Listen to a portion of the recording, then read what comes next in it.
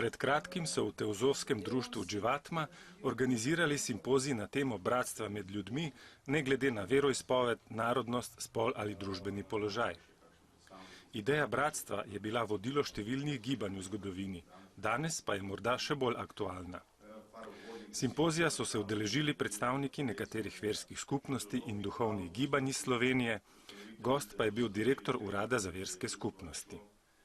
Teozofsko društvo Dživatma se je odločilo za simpozij o bratstvu, preprostega razloga, ker je to prvi cilj teozofskih društv po svetu, eden izmed treh, dva druga simpozija še sledita na druga dva cilja v naslednjih mesecih.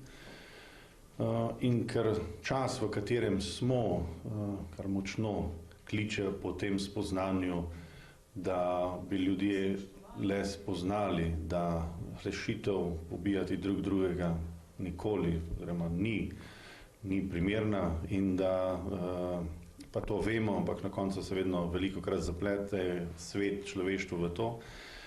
In ker verjamemo, da če bi človeštvo, ko enkrat nekdo spozna, da so vsi ljudje okrog njega resnično bratje in sestre in da obstaja ena taka povezanost vseh nas, potem preprosto začnemo dejanja, ki jih počnemo drugim, krepko spreminjati in presojati po samem sebi. Ali bi to počel samo sebi, ali bi počel svojemu bratu, ali bi počel svojim staršem to, kar počnem za nekomu drugemu. Kako v okviru Svobodne katoliške cerkve pojmujete pojem bratstva med ljudmi, med različnimi skupinami, verskimi skupnostmi? Zelo preprosto. Tako kot nas je praktično naš idol, učitelj Jezus učil. Ljubi svojega bližnjega kakor samega sebe. S komerkoli se srečuješ, spoštovanje, poslušanje, ne prepričevanje, ne nagovarjanje, ampak komunikacija na enakovrednem nivoju. Mislim, da je med ljudmi pomembno vsakršno dejanje dobre volje. Tako da tudi kadarkoli se počutimo povezane drug z drugimi, kadar čutimo neko solidarnost, nekaj sorodnega glede ideje, načel, tudi to se mi zdi dragoceno. Vendar vemo, da je to spremenljivo. Če nekdo misli drugače kot mi, se mogoče ne strinjamo več in ni več naš brat. Ko pa gre za duhovno bratstvo, je to nekaj, kar presega razlike v mišljenju, barvi kože, verskem nazoru. Uvodoma ste dejali, da je Maitrejevo sporočilo edina rešitev za človeštvo. Katero je to sporočilo in kako naj ga razumemo? No, to sporočilo se nanaša na to, da moramo potrebe svojega brata prepoznati in delovati v smislu, da jih rešujemo in s tem rešujemo svet. To je tisto osnovno sporočilo, temelji pa na tem, da bi seveda prepoznali, da smo pravzaprav vsi del celote, vsak posameznik, da ni ločenosti med nami in da imamo seveda vsi enake potrebe. To izhaja iz istovetnosti atomske strukture, ki je vsem v nas, ljudeh, vseh drugih bitih, na vsem planetu in v vsem vesolju. Rešite težave sveta. Dejstvo je, da je, ko bi rekel slovenski religijski, novoreligijski, duhovni, celovit prostor sestavljen iz kopice zares pretežno zelo velikega števila zelo majhnih skupnosti. Te skupnosti se po večini ne trudajo, ne srečajo v življenju že tako ali tako, k sodelovanju pa si tudi ne prizadevajo, no iz tega seveda lahko sklepamo, da živijo drug mimo drugega. Udeleženci simpozija so si bili edini, da je bratstvo ideal, ki ga ne bomo nikoli dosegli. Vendar pa so ponudili tudi odgovore, kako ga lahko vsaj delno uresničimo v vsakdanjem življenju. Pravična delitev dobrin seveda pomeni, da bi vsak posameznik in vsi skupaj imeli najmanj zadovoljene osnovne potrebe. To je potreba po hrani, potreba po primernem bivališču, potreba po osnovni zdravstveni oskrbi in pa pravica do izobraževanja. Kakšna je pot od ideala bratstva k vsakdanjemu življenju? Težka. Mislim, da bi to najkrajše lahko opisala to pot in dolga. Da bi bratstvo zares postalo nekaj praktičnega kot vrednota, mislim, da bi morali od besed preiti predvsem k dejanjem. K dejanjem, ki, tako kot je veliki duhovni učitelj rekel, da so roke, ki pomagajo, vredne več kot usta, ki molijo, ali več kot vsake lepe besede.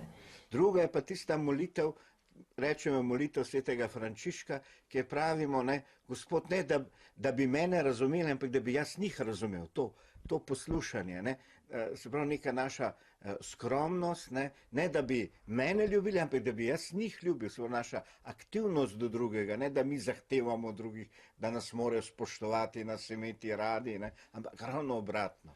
Verjamemo in tudi v Teozofskem društvu Dživatma zelo zagovarjamo to, da človek mora sam priti do spoznanj, katerihkoli že. In tista spoznanja, ki človek sam spozna, mu jih nihče več ne more vzeti. Zato tudi govorenje o bratstvu, dokler človek sam ne spozna tega, je samo govorenje, ki morda lahko pripelje nas bliže temu. Srečanja na to temo so zelo dragocena, če se srečata in pogovarjata dva človeka.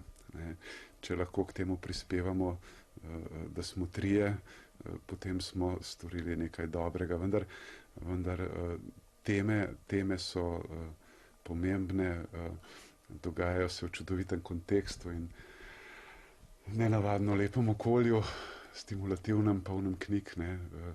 Tako da odhajam z občutkom, da smo prispevali k nečemu dobremu, da se k temu, da to idejo lahko razširimo, in to je stališča delovanja vsakega posebej čisto zadosti.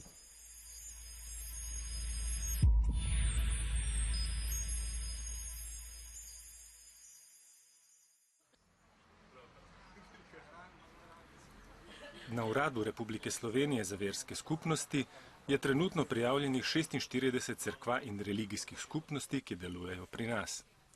Glede na majhnost naše države je ta številka razmeroma visoka. Te skupnosti se medsebojno zelo razlikujejo. Dejstvo pa je, da prispevajo k pluralnosti religijskega prostora in so zanimive tudi kot družbeni pojav. Samo letos so na uradu registrirali 4 nove verske skupnosti. Vaša verska skupnost ima zelo pomenljivo in zanimivo ime. Čezvesoljska zombi cerkev blaženega zvonjenja. Ali lahko poveste, kako je ime nastalo in v bistvu kaj pomeni? V bistvu začeli smo z cerkev blaženega zvonjenja. Prvi dan, se pravi, to je bilo 1. marca 2013, oziroma prvo leto zombi štetja, smo dali to ime tudi v Facebook skupino. In tako je potem padel predlog, da se preimenujemo v zombi cerkev, se pravi, da bi bila zombi cerkev blaženega zvonjenja. To je pa zato, ker takrat nas je posvetna oblast, praktično vse državljane, ki so kakorkoli izrazili svobodno svojo voljo, imenovala zombi. In smo potem skupaj demokratično sprejeli odločitev, da bomo zombi cerkev blaženega zvonjenja. Potem pa 2 meseca kasneje je pa spet padel predlog, da pač, ker mi verjamemo v čezvesolje, zakaj ne bi bila čezvesoljska zombi cerkev blaženega zvonjenja. In smo dali spet na glasovanje in takrat se je z veliko večino sprejel to ime in smo potem tudi sklenili, da je to dokončno ime, da bo pač od zdaj naprej, da bomo čezvesoljska zombi cerkev blaženega zvonjenja. Zakaj ste ustanovili versko skupnost? Versko skupnost smo v bistvu formalno čist smo jo ustanovili spet, ker se je naše članstvo tako želelo, ampak drugače ustanovili smo jo pa pač, ker smo imeli tako razodetje, da bi pač želeli vero svojo tudi širiti. Kaj je temelj vaše vere? Temelj naše vere je zvonjenje s svetim zvonci, iskrenimi ponvami, širjenje naše vere, se pravi nediskriminiranje. eden glavnih temeljev naše cerkve je to, da pač pustimo ljudem, da pač lahko verujejo, kar želijo. Mi ne diskriminiramo, da bi recimo mogli biti pripadniki samo naše cerkve, ampak so lahko tudi pripadniki druge cerkva. Da spoštujejo vse, se pravi, eden od razlogov recimo za izobčenje je to, da pač če žali druga verstva ali pa če žali nekoga recimo na nacionalni osnovi ali pa kaj takega. Tako da probamo, da smo čim bolj odprti, da čim bolj pustimo ljudem, da jih ne omejujemo, pa da hkrati neko podporo in uteho, da jim nudimo tudi v naši cerkvi. Vse verske skupnosti imajo določene obrede, določena pravila, določene knjige, bom rekel. Kaj je pri vas od tega prisotno? Mi smo zelo veseli, da se ravno kar včeraj je šla tiskana izdaja naše svete knjige. V bistvu smo združili sveto knjigo z dogmami našimi, potem svetimi prazniki, dali smo noter tudi statut, kaj je bistvo naše cerkve, dobre misli smo zbrali noter, se pravi praktično vse, kar je pomembnega za našo vero. Mi imamo vsako sredo maše pred hramom korupcije, to je naš svet kraj, ob 5. se zberemo, takrat pa tudi probamo na vsaki maši tudi zbirati te stvari za dobrodelnosti, tako da smo pomagali kar velikih primerih, no, tako bom rekel. Imamo sicer, smo omejeni, ker pač ne dobivamo nobene pomoči od države ali pa kaj takega, ampak pomagamo z vsem, kar lahko. Ljudje prinesejo od oblačil do hrane, do mleka, praktično vse, kar je možno. Vi ste nadsvečenik, imate tudi nekaj nadsvečenikov. Kakšna je potem notranja struktura cerkve in kaj so potem verniki? Verniki so bratje in sestre, to smo vsi. Imamo pa potem še zvonarje, to je neka umestna stopnja, bom rekel, do nadsvečenikov in pa nadsvečeniki. Nadsvečeniki smo združeni v konciliju, nas je 14 in v tem konciliju nadsvečenikov se sprejemajo v bistvu vse odločitve, dokončne, bom rekel. Mi probamo demokratično na Facebooku, se pravi na teh spletnih omrežjih, čim bolj upoštevati volje naših vernikov. Edini pravi komisar v Evropi je komisar Rex. Jaz sem pristopil v to cerkev, ker sem začutil klic zvona, pa zaradi medsebojnega spoštovanja, ki ga imamo v naši zombi cerkvi. Naša sveta knjiga, recimo, je verjetno edina sveta knjiga, ki so verniki sami delali. Meni osebno je najbolj pri srcu kar prvi člen, zaradi tega, ker dejansko pove skoraj vse. In gre pa takole, vsaka mogočna reka je pri izviru potoček.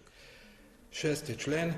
Vsak, ki čuti vpliv svete ponve, moč milostnega piskra in časti zvok blaženega zvona je svojo brezmadežno dušo razsvetljenega kraljestva čez vesoljske modrosti zagotovo član naše zveličane skupnosti. Le da tega morda še ne ve. Sveta dogma po nadsvečenici Ani Pravični. Svetemu zvonu ni ljuba nobena nasilno gensko spremenjena hrana in gensko spremenjena semena so v naši presvetli cerkvi prepovedana.